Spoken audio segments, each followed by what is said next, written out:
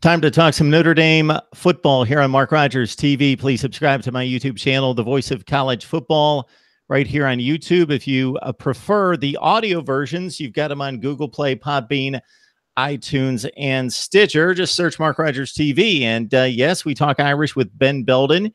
You can join him on Slap the Sign on Fansided. Ben, how you doing tonight?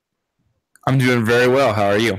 We're doing just fine. So we're going to start to break down some positions as we make our way through the summer to August camp and look at positional groups for the Fighting Irish.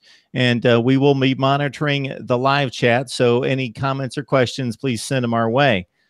All right, Ben, we've got a defense that was pretty atrocious 2 years ago, much improved last year, 32nd in the nation in points per game, 44th total yardage, and considering the opponents, that has to be taken into consideration. Pretty decent defensive effort last season for the most part. Yeah, I think it was a pleasant surprise for Notre Dame fans. Obviously, that was a major point of concern. They brought in Mike Elko. He did a great job for the year he was there. He's on to Texas A&M now. And his predecessor, a guy that had been with him along the way at stops, Wake Forest being the one immediately before Notre Dame, Clark Lee comes in, and they're going to play sort of the same type of a scheme. And the hope for Notre Dame fans is that, there isn't a big drop off. And I think that that's reasonable to expect. I think they're going to play, a lot the same. We hope that, and we hope what that means is that they take a step forward. So, of course, the core of the defense, the front seven, is where it all starts, and specifically in the interior of that defensive line. So in terms of the girth up front, what's coming back? Who do you lose, and what do we expect in regards to D-tackle play? Don't lose a lot. Defensive tackle-wise, they do lose Jonathan Bonner, who is kind of a...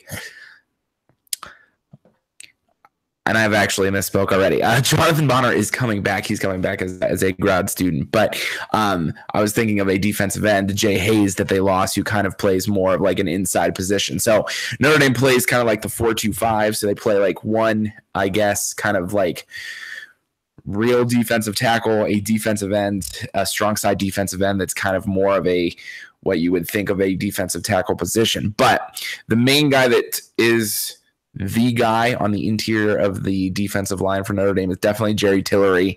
He was a guy that was thinking about testing the waters as far as the NFL was concerned at the end of last year, and he has, decided to come back to Notre Dame, and he's going to be a force in the middle. I mean, he's been good in the 3 years that he's been there thus far. Notre Dame's lucky to have him back for another year.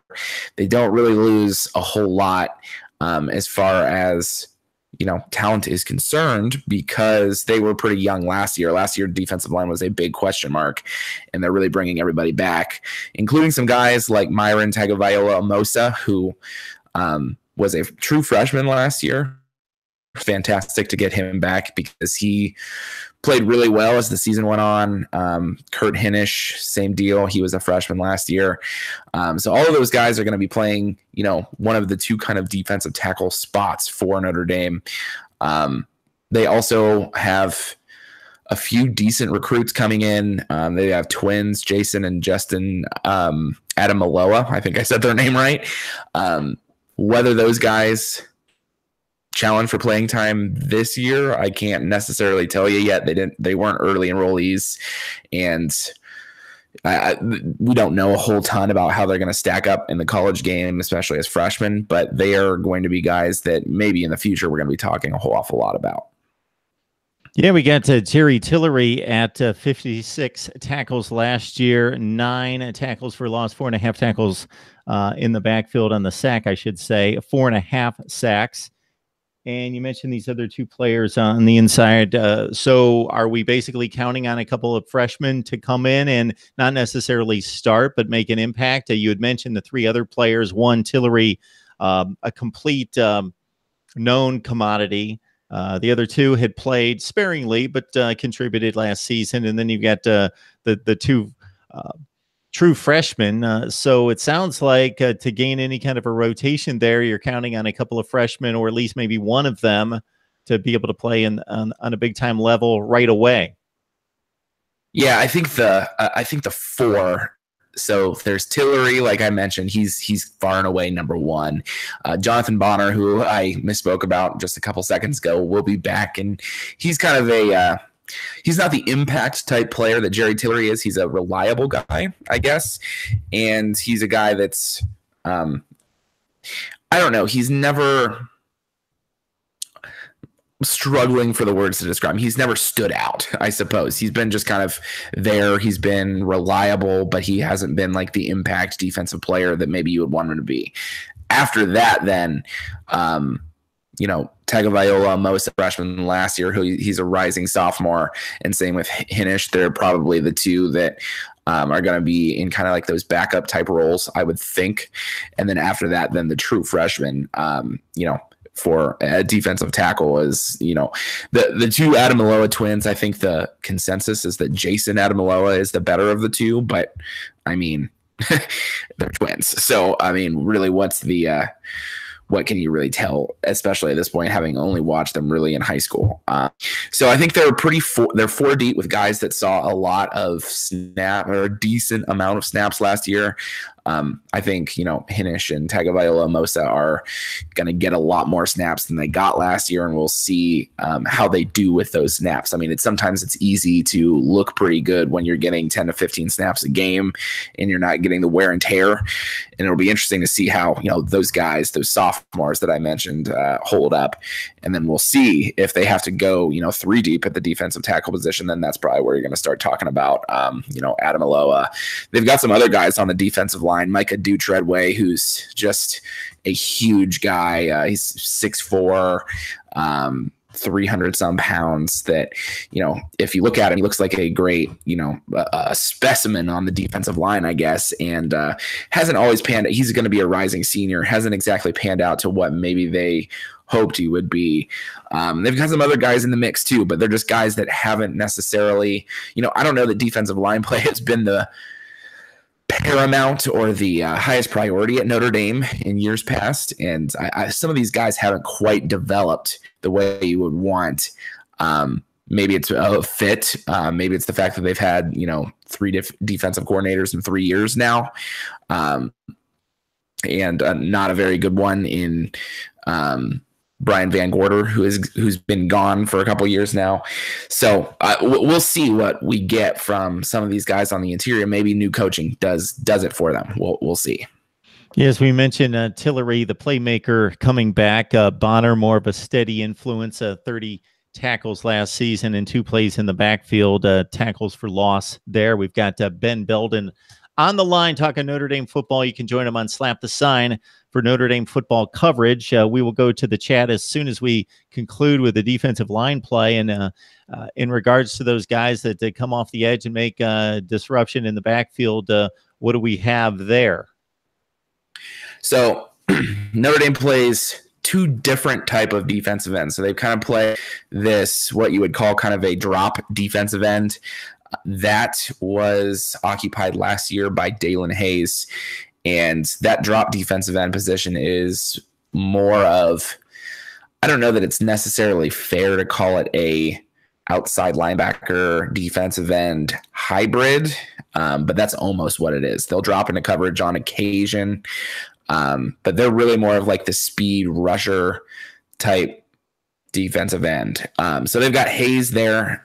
He's been good, but not fantastic. He's a rising junior. So, we're after 2 years at Notre Dame. Hopefully year 3 is kind of the year that he really turns it on. I think, a lot of times in college football between that sophomore and junior years where things start to click for guys. He started, I think, every game last year, if I'm not mistaken. And, Notre Dame's expecting big things out of him. Somewhere in the ballpark, 8 to 10 sacks, hopefully, from him alone. And we'll see as far as, whether he lives up to that or not. Behind him at that same position is Julian Okwara, who's the brother of a former Notre Dame standout, Roan Okwara, who, if I remember correctly, is now playing for the New York Giants. He's both of these guys are not huge in the way they're the more athletic of the defensive ends. So Dalen Hayes is like a 6'4", 260 type of a guy. Okwara is kind of like 6'4", 6'5", and he's listed currently on the Notre Dame depth chart at about 230. So those are like the speed rushers on the one side, and then you have the other defensive end who's known as like the strong side defensive end. Last year that was occupied by Jay Hayes, who I, meant to mention and kind of got mixed up earlier when you asked the first question. Jay Hayes was supposed to be back this year, and he opted to graduate transfer. Initially was going to go to Oklahoma. Not sure what happened, but after that happened, he decided to go to Georgia. So he'll be playing for the Bulldogs next year. But behind him is Khalid Kareem, who is a rising junior who showed some good things last year and played somewhere in the ballpark of 15 to 20 snaps per game. Got to the passer more than Jay Hayes ever was able to. And, now he's going to have to be, I guess, kind of holding down that position because behind him, there's just a whole lot of, a whole lot of questions as far as, who even comes in behind him. One candidate is one of those twins, Justin Adamaloa. Jason Adamaloa, if he switches kind of what they expect position-wise for him, might be that guy as well, but we'll see. Behind him, there's not a whole lot of depth. All right, defensive end play. We're talking at Notre Dame with Ben Belden from Slap the Sign. The playmakers there to look out for with the departure of Jay Hayes, as Ben mentions, to Georgia. Hayes takes with him 27 tackles, 3.5 tackles for loss, and 1 sack for the Irish last season. Julian Okwara, 17 tackles, 4.5 tackles for loss, 2.5 sacks. Khalid Kareem more in the backfield with 5.5 tackles for loss and 3 sacks on 20 total tackles. As we run down the Notre Dame defensive line here at Mark Rogers TV, we've got Ben Belden on the line from Slap the Sign, and we'll check out the live chat, as I know that there was some angst out there from a number of Miami fans. So we will not mention a final score from last season because, of course, for the Miami people, we could bring on a Pitt, Wisconsin, or Clemson contributor, and they could mention final scores from last season as well. So we know what the scores were last season if we just reference back to any particular website and look up the standings and the scores from last season. So we'll go to something a little bit more pertinent. Big Poppy JT's wondering about Brian Kelly's job security. Now, he's not coming off 4-8. He's coming off 10-3 with an impressive bowl win and a fringe top 10 finish. I don't remember exactly what the ranking was, but it was right around 10th in the country. So, Ben, is there any thought that Brian Kelly could possibly be on the hot seat if he doesn't meet expectations? I wrote about this actually like weeks ago at Slap the Sign that this might be, to a certain extent, a make or break season for Brian Kelly. I think that, hopefully what Notre Dame's are expecting at this point for Brian Kelly is that, 10-3 is kind of the new benchmark. He will be entering year, I can't remember if it's 8 or 9 at Notre Dame, but regardless, he's been there a good amount of time and, had some success, had some major pitfalls, but I think that, another season like that 10-3 season will probably be enough to keep him around and bring him back if he wants to be back.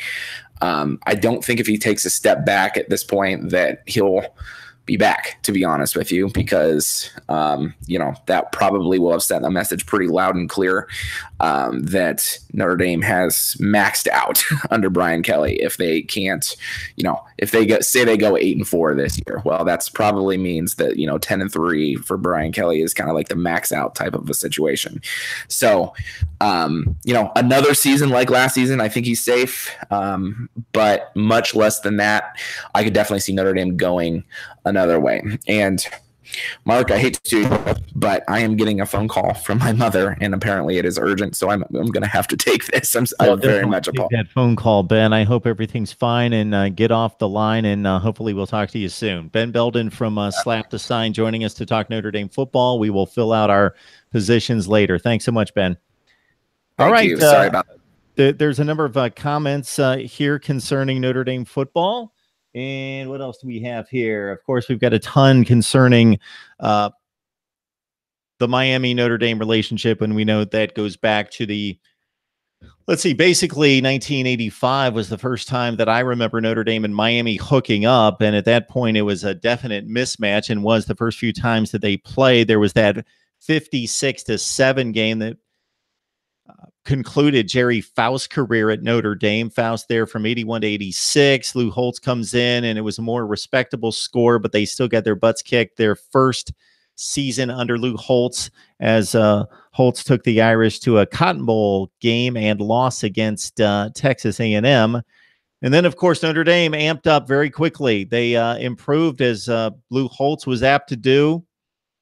Knock the guy, make fun of the guy, regardless. And it's sometimes easy to do some of the idiotic things that have come out of his mouth. But considering what he accomplished with football programs time and time again, and he did his best work with the Irish with the most talent, and that was taking them over and making a 5-win team, an 8-win team very, very quickly, and then a national championship team that, of course, infamously beat Miami in South Bend 31-30, turned around the next season on a big, long winning streak, headed toward a national championship game again.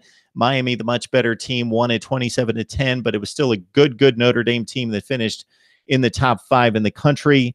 And then things cooled down after that. Of course, Miami fell off once they won a couple more national championships and were really in the thick of the elite up until about 1994-95. Notre Dame fell off once Lou Holtz left in 1997. Didn't hear a whole lot about this rivalry. They did play a couple times, meaningless games. Notre Dame really squashed Miami in the Sun Bowl several years ago. And of course, they got back together as Notre Dame signed this ridiculous ACC contract to play 5 conference games against the ACC, even though they don't belong to the ACC. So all the other sports that Notre Dame plays are worthy of playing in the ACC, but the football program is so far beyond any conference play that they can't join a conference and play for a conference championship. So if they get left out of the college football playoff, if there's any time in which Notre Dame plays a season in which they should be realistically in the argument, I am not going to shed a tear if they're left out, because they have refused to join a conference. Instead, they've done this stupid 5-game deal with the ACC that goes on year to year, in which they're kind of a member of the ACC, but they're really not a member. And I've actually heard on the ACC side them mention Notre Dame. I've seen publications that actually put Notre Dame in the ACC schedule, put them under the ACC forecast and kind of an extension of the ACC.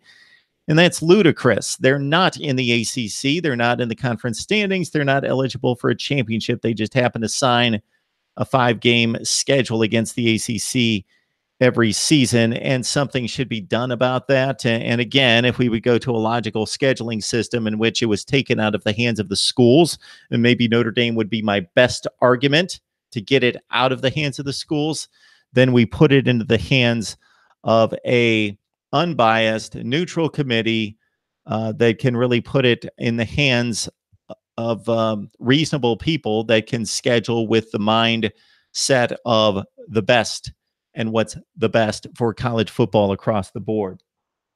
All right, let's see what we've got on the chat. Otherwise, we were talking front 7 with Ben. We went through the defensive tackles and defensive line. It was my aim to cover the linebackers as well. We'll have to do that at a later date. And also talking about Brian Kelly. And I was going to ask Ben about Notre Dame and Notre Dame's fans' perception of being in the ACC, because the ACC teams seem to, from my experience and talking to you guys, would be that the ACC likes having Notre Dame and considers it a feather in their cap to have Notre Dame as a quasi member of the ACC. I don't know how Notre Dame fans feel about it. Fill in, whatever they play a tougher schedule, that stupid cupcake conference scams. I don't know what that means. I don't know if that's on Notre Dame's side or not. Notre Dame plays one of the toughest schedules in college football. So my gripe against Notre Dame not playing in a conference has nothing to do with the scheduling per se, in that they don't play a tough enough schedule, but this ridiculous contract with the ACC in which we're going to have all of our athletic teams join a conference, but not our football team. But we're going to play a large portion, 5/12 of our games against the ACC is just flat out stupid. Leon says FSU plays the Gators every year, and they play in the SEC, then play Miami in conference and Clemson. I see what you say about FSU as a tough schedule every year. I guess he's responding to somebody else. I have mentioned, of course, Florida State being in the division they are with North Carolina State, Louisville, and mostly Clemson has a difficult time in that they always play Florida and always play Miami. So FSU, good scheduling, tough scheduling for them. All right, everyone. We've got Tim Aiden coming up next at 8 o'clock Eastern Time, talking Penn State football from Black Shoes Diary. And Tim will take your comments and questions as well. And, of course, I filter them out and take the best ones and the best comments that mean the most because we can't respond to everything. And you guys enjoy the chat yourselves. So I enjoy watching you guys go back and forth on the chat line as well. So 8 o'clock, Black Shoes Diary, Tim Aiden on the line to talk Penn State football, and we'll take your overall college football questions as well and comments. Then we've got Big 12 country talking TCU, Oklahoma, and Texas at 9 o'clock Eastern Time. Then we switch to Michigan and the Nation with Steve Days from Michigan Podcast at 9:30 Eastern Time. And then we've got some UCLA chat coming up with Mike Regalado from Gojo Bruin at 11 o'clock Eastern Time. And, of course, we will mention that's 8 o'clock on the West Coast for you UCLA fans. Appreciate you guys jumping on board. Of course, subscribe to my YouTube channel for the most insightful commentary, analysis, opinion, debate, and discussion on college football that you'll find anywhere right here at Mark Rogers TV. So I'm going to jump online. I'll look at the comments very quickly, respond to them. I don't know at what point they're going to cut me off, but I appreciate you guys jumping on the line.